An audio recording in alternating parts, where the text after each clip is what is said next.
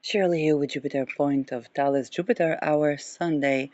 Jupiter is in the 8th house with Mercury in the 6th. And Mercury is applying to conjunct Chiron and Eris in Aries. The moon is in Leo, opening square with the sun in Taurus. Ascendant ruled by Mars, with Mars 7 degrees Leo and the midheaven 27 degrees. Yeah, it's 27 degrees Leo and Sun in Taurus. So, this topic, I'm re recording this episode actually um, because I'm trying to find a way to present it in a way that is palpable. As some of you may know, some of you who may know me through my work during the Uranus Aries conjunction square Pluto that was in 2016, 17, 15, when I was doing a lot of my academic work, um, but also um, by chance political work, which is my satire. Um, it was a very pivotal era, and there were just a lot of what people call downloads, innovations, breakthroughs. I was getting into what now I know as mundane astrology and tapping into a lot. And so, from philosophy of science to rare cases, to the medicine, to many questions about nurture and nature and nurture, to the social contract thinkers. Um, a lot of things that came up there are receiving an update now. And a couple of things that I want to share with you that are going to be very relevant for the spirit of the times and might be a spirit of breakthrough that can remediate a lot of what anything occultistic, traditional, secret society, but also tribal in the face of colonialism is dealing with, particularly when it comes to bloodlines and projects to improve upon humanity or enhance humanity or create people that will live forever or create people that are indestructible or create people that can work and kind of like be managed by an AI and that type of big projects, even those that go upon the lines of what people call enslaving humanity, and so on, and dabble into those questions, okay, the questions of liberation, sovereignty, nature and nurture, the political, what will be the new political entities, okay? We are at a very pivotal time uh, in our spirit of the times. So, a couple of things when it comes to the question of nature nurture. Through people who survived what people call ritual abuse, and it doesn't have to be satanic ritual abuse. It can be in tribes.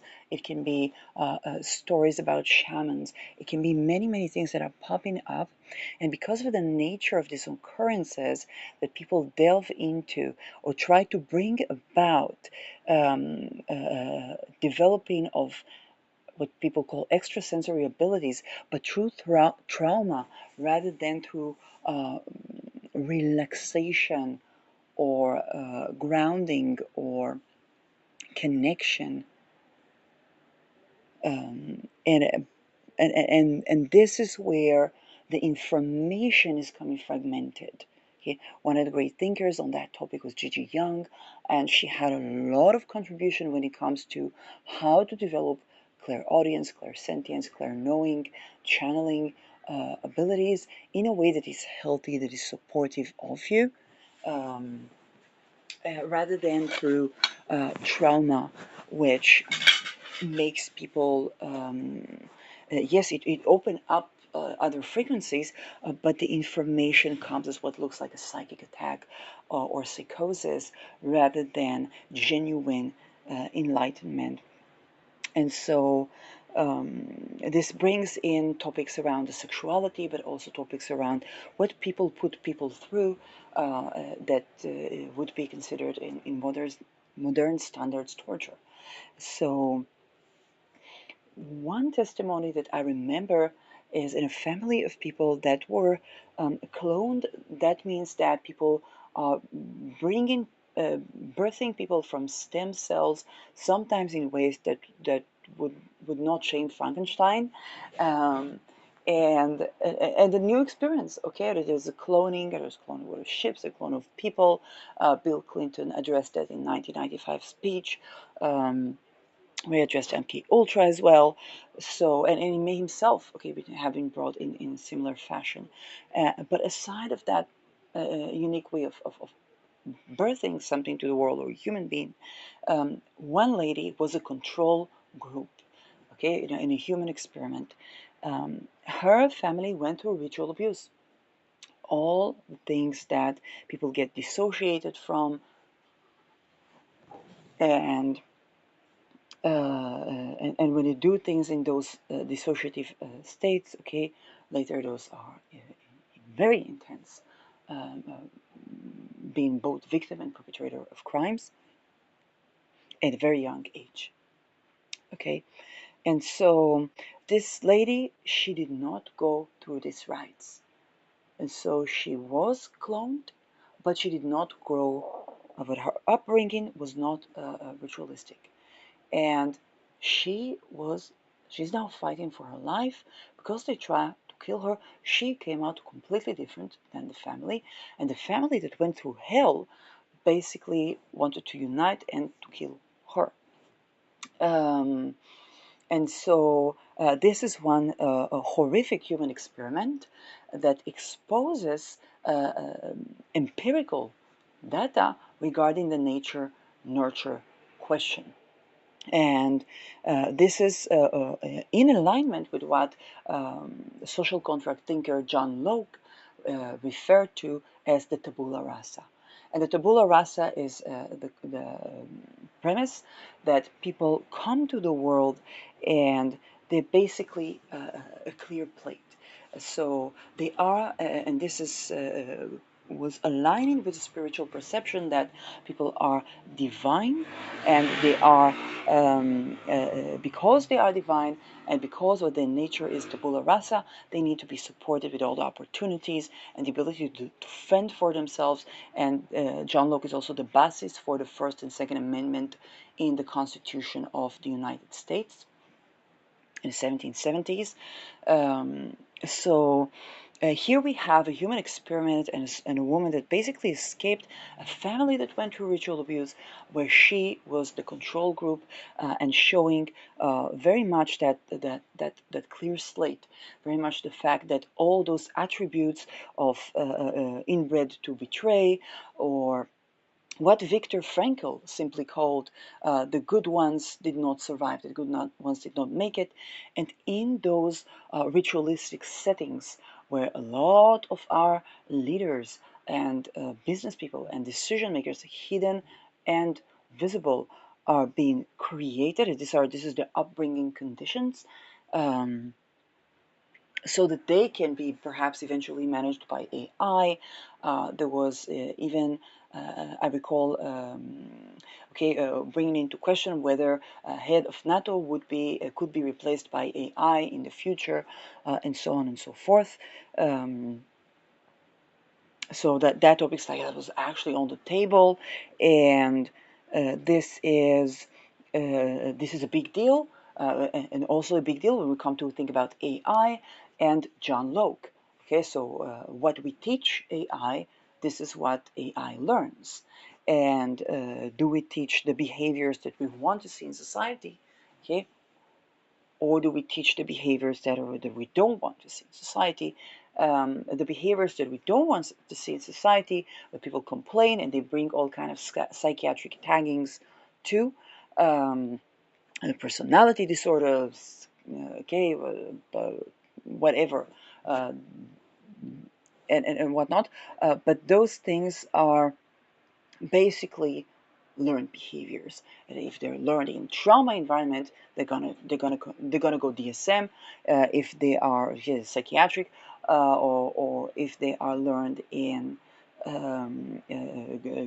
growing with a supportive, nourishing environment, have supportive boundaries and supporting of the person's sovereignty, then a person will have better chance to go happy, thriving, and unless subjected to extreme trauma, um,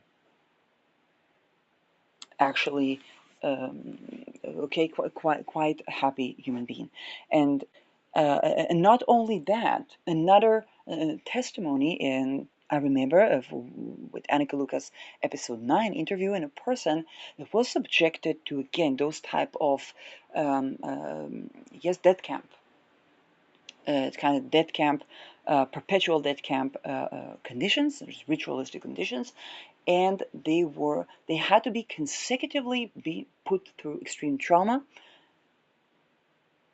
so that they would transform into what would be kind of like an Epstein, okay, a person that is dealing with not just Peter Ring, but other things that had to do with other secret affairs and transactions and business transactions. And that person somehow managed to get out. But the fact that they had to take so much to keep him in shows how much energy is man-made by design to create what we later present to the world as a question of the nature of mankind, or womankind, or peoplekind. And so this brings a window of opportunities. And to line up with that, with the final thing is that the people that manage to get out of these death camps, what we call satanic ritual abuse survivors, called survivors, okay, people that went out, some of them were not supposed to survive, and not only do they show time and time again that they want to stay out, okay, even when risking their lives to stay out. So not only do they show that they want to stay out of those conditions, but also, and this is very important because those perpetual trauma create bonds and relations where a person is very, very dependent. People call it trauma bond and give it all kind of psychiatric tagging, but in essence, a person is losing sense of self, and through the proximity to others, even though that proximity entails betrayal, because there must betray, there is almost unbearable sense of connection. Why am I saying unbearable? Because the friction and the juxtaposition of the extreme betrayal and the extreme bond and sense of interconnectedness is something that's very, very difficult when a person comes out into the world, and you usually don't have support systems and don't have that sense of connection and interconnectedness, and the pulling back is so tremendous, and when you go out, then even though it's kind of like the plateau going out of the cave, okay, um, but that going out of the cave is challenging, and it triggers the fabrics of society, because it's like, hey, that person went out. What's out there? And that can be experienced as betrayal, abandonment, even though the problem began with the fact that the environment was environment you must betray. Okay, so they basically went outside of the cycle of betrayal, but the immediate experience of the society can be betrayal, and that is life risking to many people. And those who survive, not only do they want to stay out, but they want to open the door. They want to open the door for the people that want to come out, and they want to open the door to, even when they say their testimonies, and they are subjected to intense pressure to say names, because you understand that the people, the pillars on which the founding fathers and mothers of our world are those people, okay? So they want the names. It's not just people want the names, okay? They want the names. They want to know. And even then, they come with utmost dignity and with all their pain, with the well of pain that they are experiencing, are still remembering to say that those people, and even when they do say, and a lot of them don't say names, and it's not just fear, but it's also the desire to tend to the thing in itself. And the thing is in itself is the the pressures around the environment, the habits and the costumes, the rituals and the experience, and that which we want um, to improve upon, rather than the people that were born into that, subjected to that, and risk horrid death if they even so much as try to get out, while their soul is constantly trying to get out. And this is the glitches in the matrix that you see. I've been tending to political assassination prevention in cases and cold cases, and those. Time and time again, you see the glitches in the matrix. Time and time again, there was a glitch in the matrix, and poof, and that is uh, adding to the mixture that those who survive basically do not perpetuate those qualities that we don't want to see, but they're basically beginning to display of behaviors of kindness, of benevolence, of that are also displayed in the dead count, by the way. Okay, almost non-volitionally, it's like a glitch in the matrix. Okay, and it is supposed to lead to betrayal, but sometimes it's just a glitch in the matrix, and that is also the case. It just so happens to be that when you look at the chaotic nervous system, the chaotic nature of the nervous system, people are going to cross the threshold and are going to have genuine benevolence, they're going to have genuine kindness, even though they risk their life. That impulse is also there. And the people who wrote about, let's say, the Second World War and Nazi Germany, or the camps, which was not just for Jews, okay, but for disabled people, there was a ghetto called Lodz, okay, very simply put, Lodz. Um, and that is a part of those things that we see, and a lot of them are not triggered. A lot of them genuine displays of benevolence, juxtaposed, okay, with people finding only sense of joy or life at being cruel, because that is a spark of life, and a spark of being alive and still being power, still having survived. Um, and there can be dissociation and all those very intricate experiences which you cannot reduce to psychiatric categorization or name blacklisting, or names, or witch hunting, or whatever you call it. And so all of that, okay, all of that is leading us to to support the fact that people can be sovereign, and not only that they can be sovereign, is that it's almost, I wouldn't say the natural state, but definitely people not subjected to perpetual horror can govern themselves. Okay, people that are, I don't mean neglected, because this is also a horror. Okay, and neglect comes from helplessness that is starting with, for those perpetual tortures. Okay, so that is another thing to remember, and and these are showing time and time again. They're showing time and time again, and it supports the spirit of the times. We are pivoting away from having our who reigns or who is in power being ruled by blood type,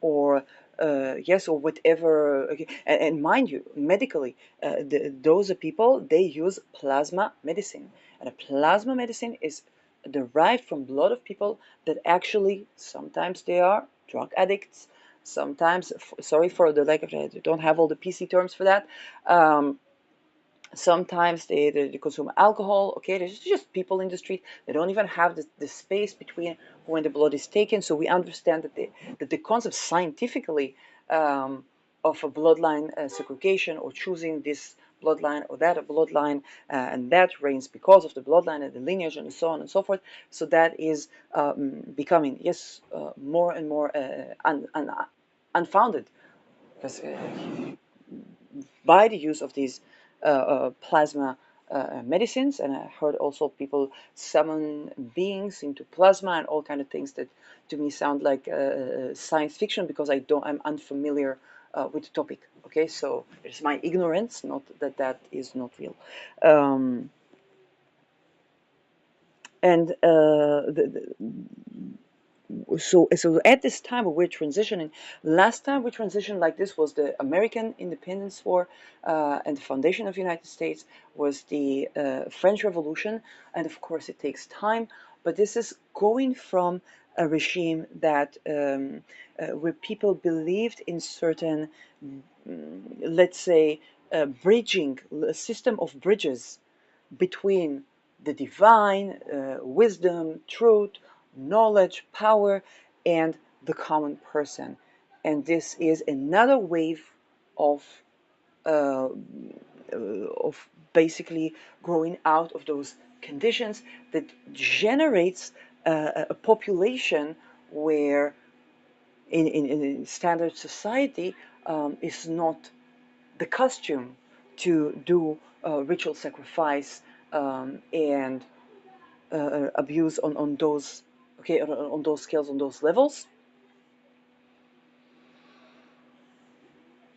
And so, and people have, okay, the right to vote and this and that, um, where the fear is of people of losing their power, losing the power to create, and all kinds of things that you hear. And mainly people focus on, words like reptilians, bloodline this, bloodline that. And again, without underestimating those things, it is the upbringing. So it is the nurture that is 1,000 times stronger than the nature. Doesn't mean that nature doesn't have a purpose. Okay, I had an old English sheepdog. When we would cook kebabs, he would wail to the moon because he's an old English sheepdog, and that would be coming from sheep. So we couldn't eat that around the house. And so of course, there's something to do with breeding and genetics and so on. But when it comes to for those extreme behaviors, betrayal, what people call sociopathic tendencies, psychopathic tendencies, and the expectations that people have that a person will not have benevolence, that a person will not have empathy, that a person will not be a whole, complete human being with those behaviors that serve certain type of okay, activities that are not so supportive for the people that are inside the communities or for humanity at large. And then people say, okay, but where is it coming from? I don't know, dears. Okay, I don't know how was the world born, and most of the scientific and religious things. Some say that a lady with twins, with birds, landed on the back of a turtle, and some things say it was a big explosion. Um, and some people think, I don't know, dragons and so on. So I don't have an answer to the creation of the big questions that the life trajectory of a human being usually doesn't give the cover for. Um, and at the same time, I do see the paramount, abundant, scientific, but also the human experience and the human condition that shows us time and time and time and time again how those benevolent behaviors, the impulse for connection, um, yes, even people talk about sacrifice, even self-preservation, becomes a sacrifice, because the person in such conditions usually would not continue to live, but they know that they want to live for, to change the conditions that are before they die or before they leave. So this is something I think is very important to remember for the spirit of the times. And when we want to change behaviors like ritual abuse, I keep in mind people like Nelson Mandela. I keep in mind people like the Malawi yes, leader that basically canceled child marriages. Astrologically, Procyon is a big deal. Procyon is a big deal. I made videos about that in the past. I will continue to make videos about that in the future. It's a great denucleificator, powerful, powerful planet to get to know,